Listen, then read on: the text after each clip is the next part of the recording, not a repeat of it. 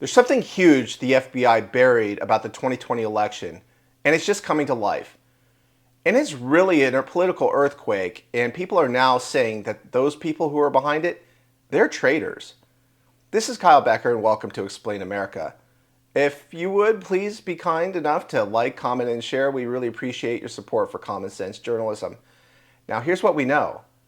A secret operation, a foreign government, a flood of fake IDs, and a top official who helped cover it up. Newly declassified intelligence just handed to Congress confirms that this summer of 2020, U.S. agencies received a stark warning. The Chinese Communist Party was producing fake American driver's license as part of a plan to flood the U.S. with fraudulent mail-in ballots and help Joe Biden win. U.S. Customs and Border Protection officers in Chicago have seized more than 19,000 fake IDs in the first half of this year, with the majority arriving from China and Hong Kong. According to a news release issued by the CBP, the fake driver's licenses were intercepted at the International Mail Facility at Chicago's O'Hare International Airport between January 1st and June 30th this year. CBP Chicago said on Twitter, "Take a look at these IDs. Same person, different bioinfo." Officers in Chicago have kept a tally of how many fraudulent IDs have come through the O'Hare Mail Facility. From January 1st to June 30th, CBP officers have seized nearly 20,000 counterfeit driver's licenses.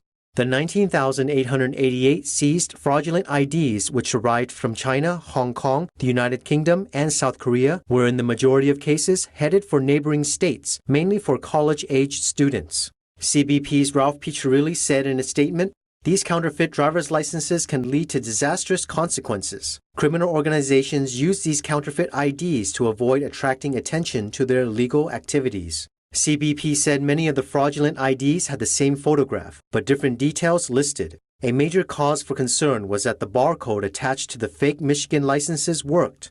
The fake IDs can lead to identity theft, worksite enforcement, critical infrastructure protection, and fraud linked to immigration-related crimes such as human smuggling and human trafficking. These documents can be used by those individuals associated with terrorism to minimize scrutiny from travel screening measures.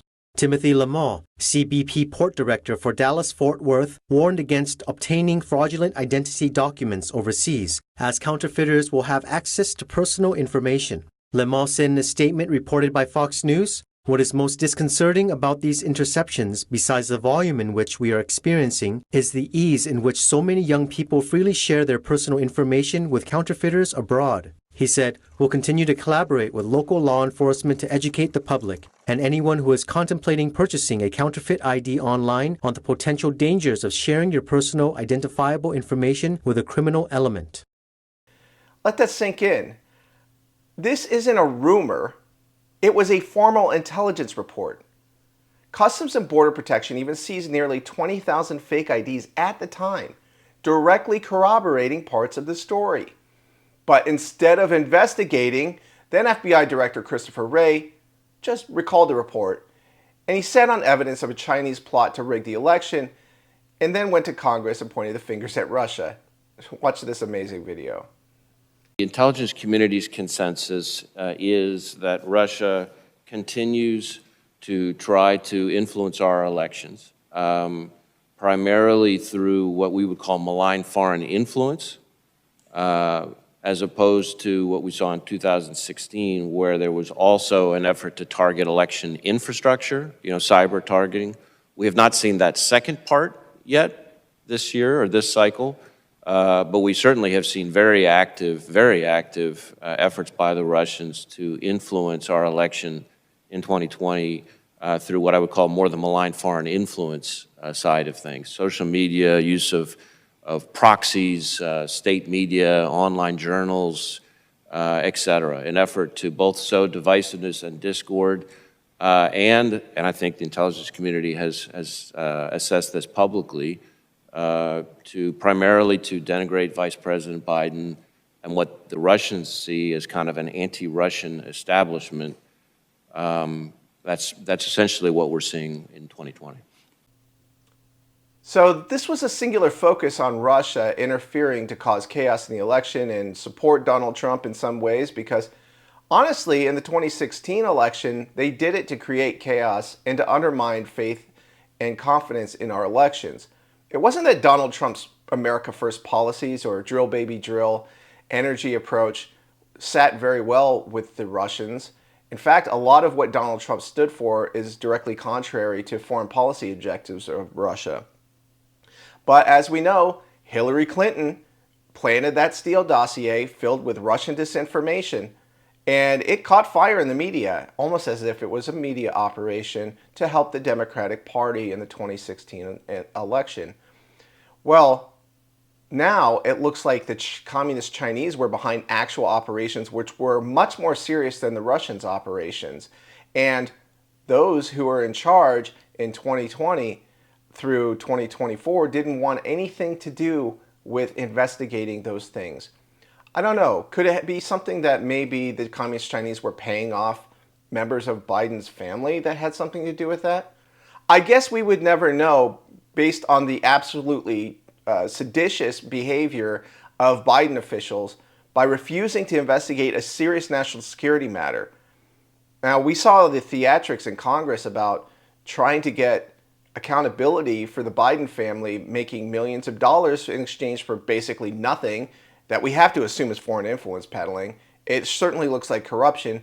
And if you look at the shell companies that they arranged, it looked like a criminal money laundering operation. So they even received money through one of the billionaire in Russia, the mayor's wife, and she had millions of dollars go to one of Hunter's firms.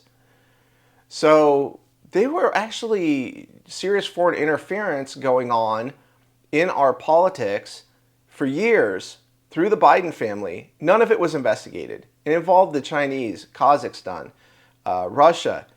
And the fact that there's been no accountability on this, it's actually chilling. We must live in a very dystopian society right now where you cannot get basic accountability for things that everyone can see, things that you can know, things that are right in front of your face. And that is Hillary Clinton peddled the Russia hoax that led to illegal campaign surveillance on a presidential candidate, partly led to the Mueller investigation that undermined Donald Trump's report. She not only did that, set up her rival and has never been held accountable for pretty much anything she's ever done that's been illegal or extremely immoral and unethical. She's also called on the communist Chinese to interfere in the election. Watch this. I mean, if you're going to let Russia get away with what they did and are still doing, according to Christopher Wray, the current FBI director who said that last week, they're in our election systems. We're worried about 2020, he said. So, hey, let's have a great power contest and let's get the Chinese in on the side of somebody else. So this is a very disturbing development, and Christopher Wray covering up Chinese interference to help the Democrats in the 2020 election, that is absolutely insane. And why can't we get any accountability for these things?